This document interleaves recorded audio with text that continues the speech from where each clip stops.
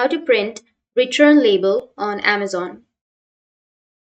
So if you want to print return label on Amazon, then what you need to do is you just need simply go with your browser. Once you open up your browser, you need to search for Amazon and make sure to log into your account. Once you search for Amazon, go with www.amazon.com and make sure to sign in. After that, you need to go with your account and then go with account section. And here you need to go with your orders. Now, under your orders, you need to select an order.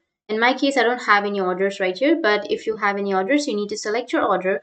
Once you've selected your order, on the right side, you will have 5 to 6 options. You'll have track package, return or replace items, leave seller a feedback, or leave package feedback, write a product review, or archive order. So once the order has been delivered, you will have that all options.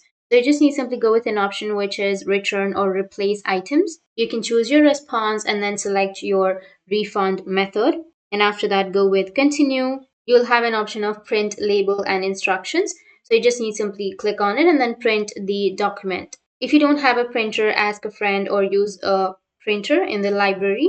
And that's how you can print return label on your Amazon. And if you have any questions, feel free to comment below. Thanks for watching.